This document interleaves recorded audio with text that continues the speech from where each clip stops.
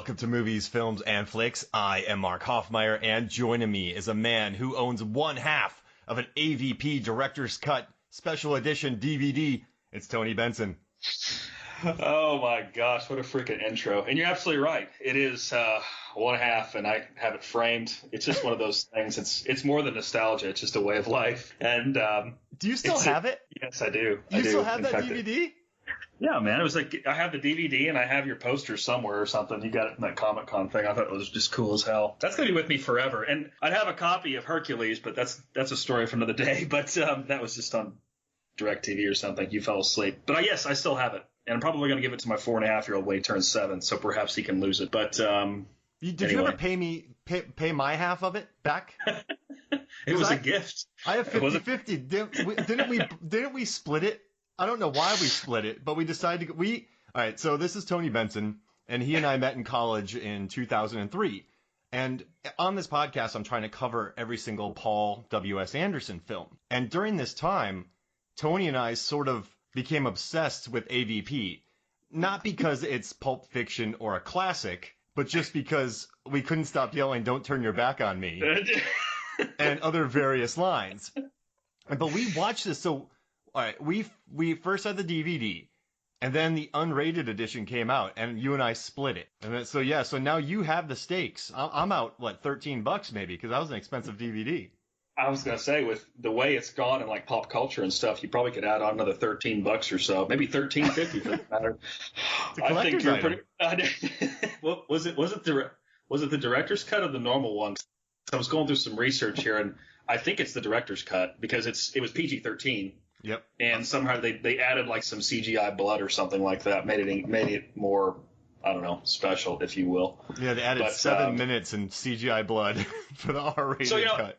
Yeah, and actually, one of the better parts of the movie actually was the fact that it didn't have CGI. Like, the actual sets and stuff are pretty good. I rewatched it like recently or whatnot. It's just, to the audience or whatever, it's just one of those movies that it's just this random movie that we picked out back in 2003 or whatnot. Did we see it in theaters or did we? No, because I saw it in St. Pete. I remember that. Okay. And then somehow we got a hold of the DVD, man. And we just became good friends about it. You watch AVP? Yeah, I did. That's amazing. I haven't heard a lot of people that did that. Actually, it was really a lot of excitement around that movie. And then, because it was AVP, and it just kind of rolls off the tongue, man. Alien vs. Predator, there's no need to say that. You just need to say AVP. Yep. Remember that time we'd be sitting there and I'm like, AVP? Yeah. Maybe. Don't turn your back on me. Yeah, don't turn your back on me, AVP. Man. Yeah, it was, go ahead. Oh, no, I love that you brought up the sets because they went to Prague, and I thought it was really interesting. So there's 2 commentaries on this, and I listened to both of them. And in the commentary, Paul Anderson was saying that to build all those sets, because this is I say only, but this is a $60 million movie. That's not that much. And so if they built the sets in LA, it would have been $20 million. If they did Toronto, 15, Berlin, 5. And where they shot in Prague, all of those sets, dude, guess how much those sets cost to build, all those sets? I don't know. $2 million. Jesus. Yeah, and they're big practical sets. I mean, they built. No, yeah. That's actually that, like, it kind of encompasses the movie. Like, it looks, it's not like your typical, especially if you look at it now. Like, I think it's like a growing appreciation for it because it's not all CGI crap. Like, the sets they're actually kind of cool. Like, back in the day when you first saw it, we knew it wasn't going to – I mean, it's AVP for crying out loud. Like, you knew – like, the expectations are so low. Mm-hmm. It's like Freddy versus Jason of some sort. Like, but AVP – but, like, the sets itself were good. I was thinking about this before the podcast. Lance Henriksen, who's worth $24 million, and he's 79 years old. And I think he's from New York. And he's still alive and doing well. He encompasses his entire movie. Now, think of this. Just think in here. So – yeah, hold on. Yeah, I know it's bad when you start thinking, especially me. So he has this amazing voice, right? Like, even at the beginning of the movie, which I didn't pick up on until watching it afterwards, as of 2 weeks ago, because I knew this was coming. Like, those little knife trick he had when he was actually playing Bishop in Alien. Yeah. Like, you're thinking like, okay, this guy's pretty cool. And you hear his voice and his Lance. I can't even get that deep. It's just amazing. And you think this character is just going to be like everything on the surface seems just right until it's not. Until it's not. And for whatever reason, all that coolness and like it's just a fluttering like coolness, not cool, coolness, not cool. And then we harken back to, which I think is one of the best scenes in cinema, where he takes a blowtorch and basically just makes the alien, or makes the predator look cool before he kills him. And you think to yourself, and you think to yourself, why are you doing this? I mean, like, it wasn't even like in the movie, he wanted to go out with kind of a bang, like leave his legacy, but his legacy, he went out like a chump. Chumpzilla. And, and he had this breathing problem, and like they had this like Darth Vader thing where he couldn't really breathe all that well. That character, like the gravitas of what was, what is, and what could have been is encompassed in Lance Henriksen. That's why I'm going to keep that DVD forever. I was just kidding about giving it to my 6-year-old and having him lose it, or 4-year-old when he turns 6 and losing it. I'll never lose that DVD ever. And by the time we both turn 65 or something, it'll be worth like, it'll probably go down. No, it'll probably go down in value back to where it was when we bought it. So, do you want to hear something funny? Yes. So in this movie, Lance Henriksen, in the script, it called for him to have a cold. He had a breathing problem. But when he flew to Prague, he was really jet lagged and he got sick because they filmed kind of during the winter out there. Not quite the winter, but still winterish times. And he's like, okay, well, I'll just foster this cold all throughout shooting. So when you listen to him cough, and we've listened to him cough many times in AVP, listen to those coughs again, because those are sick cough. Like, that's sick coughing. That's not, like, I got the black lung pop. This is from the chest, mucus. Like, so he, in the commentary, so it's a commentary with him, Sanaa Lathan, and Paul Anderson. He fostered this cold for shooting to make sure that those coughs were real. So he made himself sick for a long time while working on this. Dude, that is legit. Like, as I actually recall, like, watching it, I'm like, you never thought that he wasn't sick. I'm like, damn, who could cough like that for real? I mean, it's like he's like, hey, give me a pack of Camels, and then I'm going to start coughing up a lung. But apparently, I mean, seriously, when you listen to it, and even, like I said, that's where the gravitas of that voice came. It all makes sense now. I didn't know. Of course, again, Mark Hoffmeyer goes way deeper and much more nuanced with theater than I ever could. But that's just something that I don't know if I should be happy about that now. I thought that it was just fantastic acting with the cough, but you're just saying it's just real life. Yeah, he stayed sick. And you know what's wild, man, and this is why I want to cover a lot of Paul Anderson films.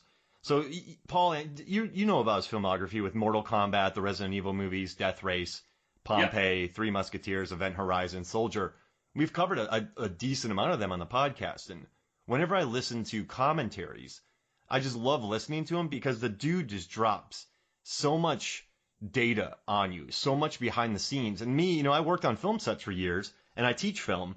And I'm not saying that I'm going around teaching AVP to my students, but I love hearing how open he is about the flaws and what went well, what didn't go well, what they had to cheat, what they like. So I really like his movies because, like this movie, right, AVP, a lot of people crap on this movie. They really do. And, I mean, to a certain extent, that's fine. But what I do like about AVP is, I mean, it's thought through.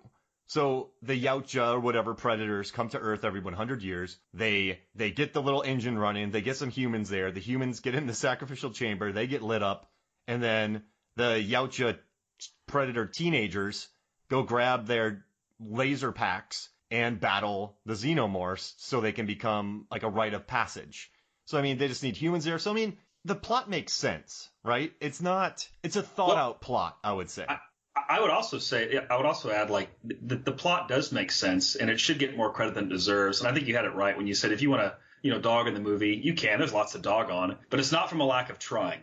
Yes. Like, how, like, it wasn't like there's fan service in there, but there's some nuanced stuff like that, like Lance Henderson's cough that I had no freaking clue about. But like that knife scene, or there's a scene there's callbacks to the movie. Sometimes there's a little too much where it's blatantly obvious, like you're one ugly looking, there's yeah, I know. That's the bad part. But there are certain things there if you didn't know about it and you had to research it, there is that. So again, and I go back to, when you watch movies today, there is just so much CGI, and the costume stuff, and how they do the models and everything else, like it looks more real. I mean, the sets itself, and that was 2003 or 4 when it came out. 4, yeah. It looks up. There's so many parts of that movie that look more real because it is real. And so, like I said, there's a certain appreciation. I had not watched that movie in a long time outside of 2003 to 5. Yelling it all the time. Yeah, and it was just kind of like a kind of a reference point because we kind of you grow older. Like I'm in Oklahoma, and you went from Florida to Atlanta or near Atlanta, Georgia. But anyway, no, I think it shouldn't be dogged on. That was a nice tour guide you just gave us. Thanks, man. Appreciate it. You want to know something cool? So it's actually, I just want to say something. When you called me today, I was really worried that you were going to be like, "Hey, Mark, what's up, man? Hey, I got to cancel the podcast next week."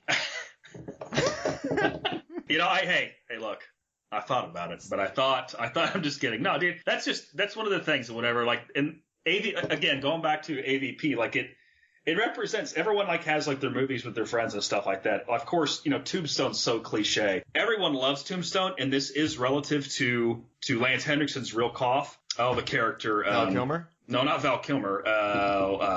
Ike Clanton. What the guy's real name? What's his real name, Mark? He played Stephen Lang? There you go. He was actually drunk the entire movie. And I thought to myself, damn, this guy looks totally drunk, and he looks it. Well, the fact is he was drunk, and that's why he looked it.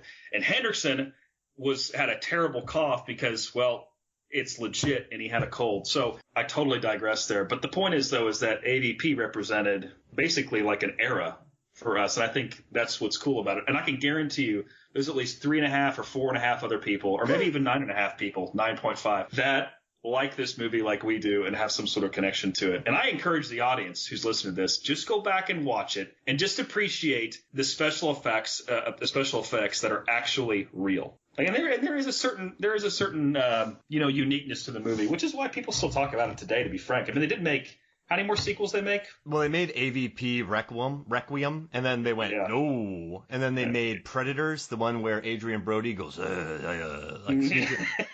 then they made The Predator. The Predator has a callback to this film. There's a scene where they find the spear with – like the spear that Lex had at the end of AVP in The Predator. Even though they say this movie isn't canon, the appearance of that sort of made it canon, but it's more of an Easter egg. Well, there you go. I mean, and I guess that kind of proves the point that it does, I don't know if you'd say it has a following, but it's certainly not a bad movie. And it did kind of start, I mean, did AVP come out before Freddy vs. Jason and all these verse movies that came out? It came out after. Oh, okay. Well, yeah. One thing I do like about it is that, Tom Woodruff Jr., this is a guy who won an Oscar for Death Becomes Her. He was on Alien 3, The Terminator, Aliens. He created Pumpkinhead. He was in Starship Troopers. He was nominated for an Oscar for The Santa Claus. And most recently, he came up with The Monster for a movie called The Monster. But he was the guy, Tom Woodruff Jr. This is one of the major effects guys, and he worked on this film. He's actually in the commentary of he does his commentary track for AVP. And it might be on your special edition DVD that you have.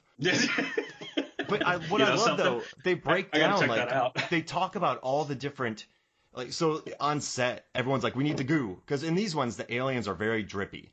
So they had 3 different kinds of goo, like really sticky, not so sticky, and really sticky. They talked about fitting the alien in here, the alien fights when it went from CGI. And these are guys, man. Like, this dude worked on, he's been nominated for Oscars. He's worked on the creme de la creme movies. And during this commentary, these guys who have worked on every major movie you can think of, not all of them, of course, but they kept saying, wow, the set, they love the set design in it. And I mean, for 2004, for a $60 million budget, I think you're right, man. It holds up. And I think there's a neat amount of, so the director, Paul Anderson, man, he wanted to have a claustrophobic vibe, but he didn't want to have it in space.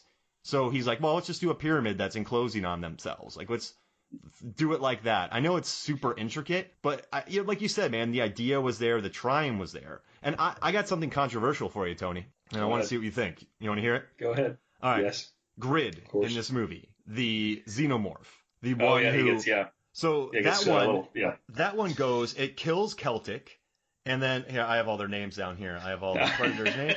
So they have names. There's Scar, Celtic, and Chopper.